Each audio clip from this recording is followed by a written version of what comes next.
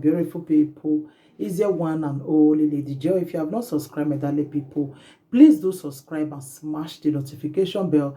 Thank you and God bless you. My darling people, today matter, it shocked me. It really shocked me, like seriously. Who person go come trust give a pikin to make a helper old now? Who person go trust? This one and a grandmother again, no. Now because of people wey they carry their pikin may go stay Africa, or you dey Africa there, you want you dey do something, you give your pikin to your grandmother or your friend or your niece, or I don't understand, our cousin, because I don't know who person want trust again for this world now. This matter shocked me, oh my darling people. The matter really shocked me, like seriously. I don't cry tire. I no feel bear am again. Now I say this topic, I have to come talk am today. Like seriously, my darling people. This matter, this woman, the Igbo they speak, you know, I only feel when I feel understand. This woman, they give the girl, the daughter of the woman, give her own pikin to her grandma, to her mama. So that woman na grandmother to that small girl now. The small girl na 7 years. Help me, they look am. Now when they carry pikin go Africa, go they give una mama or una grandmother, una dey careful, una listen to this topic because now things now they make person they get sense. You understand, my darling people? This woman carry a pikin go give im mama make e help am dey look am. 7 years pikin. This is grandmama now. The grandmama now, the woman so come they carry this small pikin they give man. Make the jogo do am. 7 years old pikin, my darling people. 7 years old. This small girl now don dey jogo those things with this Calabar guy.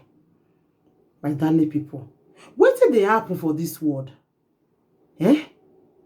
As I see the video, I don't cry, I don't tire.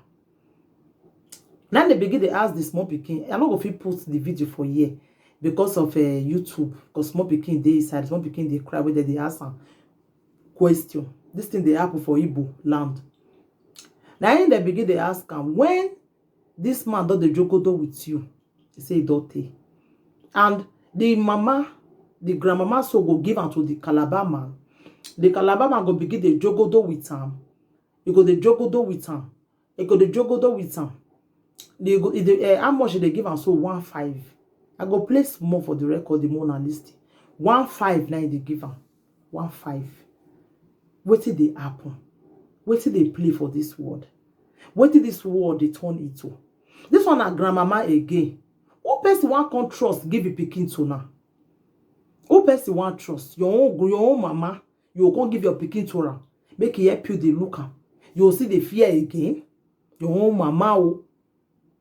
You can't see the fear, my darling people. 7 years. Now this woman give to Calabar guy make the jogo do am. This Calabar guy don't vandalize the girl tire. He don't jogo do the girl tire. 7 years. 1.5 now they give her 1.5. That woman, no. If now you where they wash me now, your own mama do this kind of thing to you, how you go feel? Your own mama, how you go feel? It shocked me, oh. It shocked me. It shocked me, my darling people. When I listen to the when they ask a question. Ah, wow. Wow. 7 years old.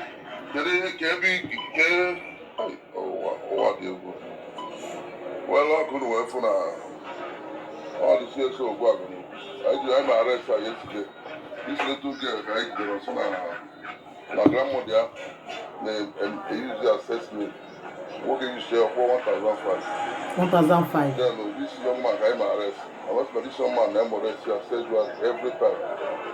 Was on a lemon miner, yeah. Okay, we're from a while. Where maybe go? Why not leave me and leave? Bye bye. Nah. You get the problem. So that Una dey hear my darling people. This one, it shockalize me like seriously. It shockalize me. A grand, as in, they give you pikin. May you. And I start. When are you to go to? Can you want to make it easy? Go to show you. When I'm going to check it. Well, I know. Huh? Well, I'm going to go again.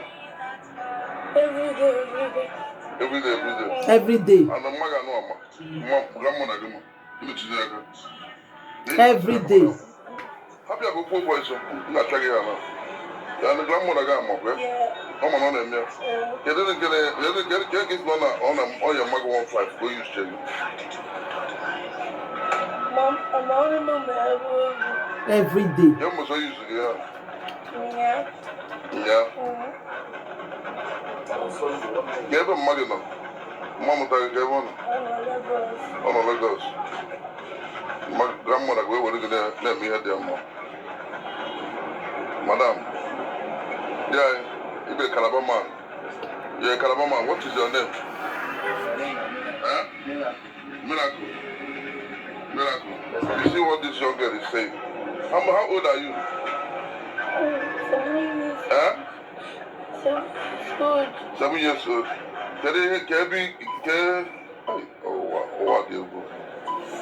Well, I couldn't wait for now. All this year so good. I'm arrested yesterday. This little girl, I would say, when I wait, they speak Igbo, we understand. What can you share for 1,005? 1,005. Now the man they give this 7 years old 1,005. Things they happen for this world, sha. Who person go come trust your own mama? You not see trust them to give your pikin to her. So I'm not gonna trust my mama now to give my own pikin to my mama. Now in the world come they turn it to.